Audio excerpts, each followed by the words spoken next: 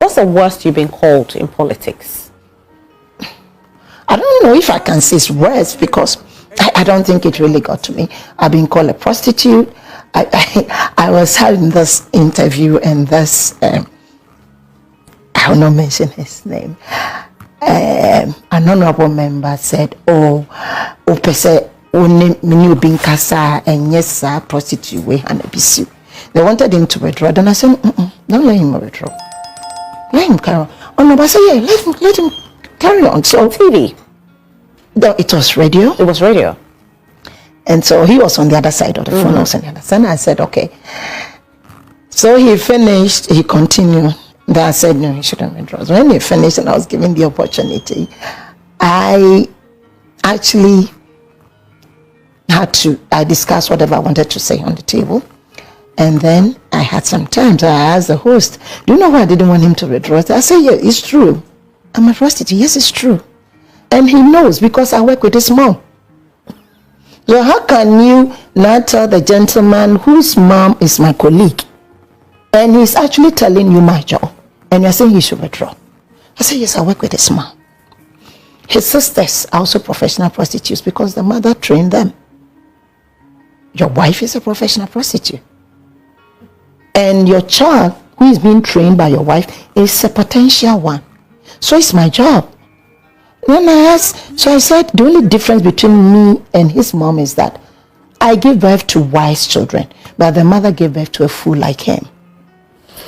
So you have a sharp teeth? No. When you are talking to me as a woman and you call me a prostitute, what do you want me to say to you? I should cry? No, you have a mom. No woman, no child came out of a tree. You have a mother, you have a wife, you have a sister, you have a daughter. So I should cry?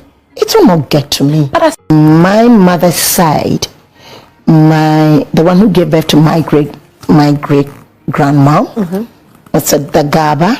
Oh, okay. From Dafiama. She was bought as a slave together with some men because her husband was a rich Ashantiman. And he went there to buy slaves and needed a lady who would be cooking. Then was the one who gave birth to my great-grandmom. I'm told she was very pretty. And so... That's where you get your beauty from, I'm guessing. Oh, really? Thank you. And so, and that's the other thing. When people say you're beautiful, I say thank you because I thank God I don't see myself that way. So you don't see yourself as I don't think I look like a monster, but what people say also, for me, I see myself as a normal human being. Okay. Yeah, so I thank God for that. And so she gave birth. When she came, the slave master honorably married her. Okay. And his other wives were maltreating her. So she used to say Maya, then she used to say Made because the tree, and they named her Made. So today some of my aunties are called Made. Okay.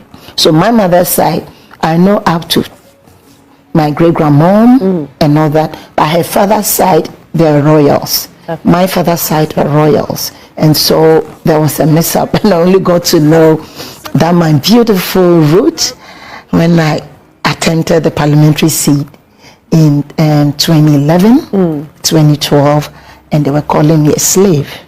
So, you know, your father, the country, so, you know, you are royal. I check my Kwanti when you go to Diankwanta, the paramount chief, the queen mothers, part of my daddy's side, and Kwanti, that's Kwame Damti, my mother's side. So why would they call me a slave? Then they told me why. I asked my family. And so at the launch of my campaign, which Akosua Japan came, and I was so excited. I called it a GABA group and I declared to the entire world my root. It is behind me. I mean, I experienced it, and I don't hold anything against anybody. The only thing that I encourage my colleagues in my political party to do is that anytime we have an internal elections, let's dwell on what we can do, what we're doing, what we want to do, and not preach any hate, you know. And when you are in a country where you're going through so much, there's a lot happening. And I'm not an economist. That I told somebody that I only bet, you know, the women when we can't do anything. I mean, if we see us inside down, you have this charcoal, then you'll be marking on the wall. That is the type of economist that I am. My economical knowledge, you know, starts from my pockets and ends in my kitchen as a woman. And so when the dollar started dropping like magic, I remember telling one journalist that any airplane that when it's taken off, it starts slowly and it gains height. Then when it's also coming down, there's a descent and they'll keep coming to. So any airplane that just comes, you know, with gravity is accident. And so the magic that happened is what we want to know. We don't want to know the levels, we want to know the magic. And I told them that in no time it will go back up because it seems too artificial. So for me, these are things of interest. Okay, so if we have airtime and it's just to run somebody down, then it tells you the kind of elections that it was. And of course, since 1992, I'm the first national men's organizer to have been retained. And I think that some people felt I shouldn't be retained.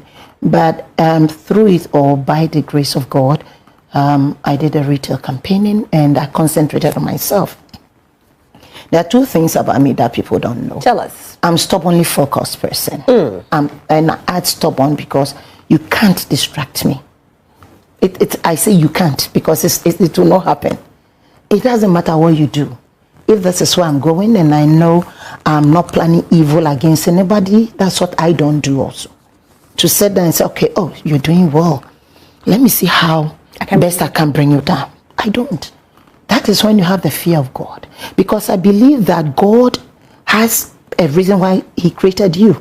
He has a purpose for you in your life. And so, whilst you progress, I should be happy for you. And the second thing people don't know about me is that I'm never in competition with anybody. I'm never in competition with anybody.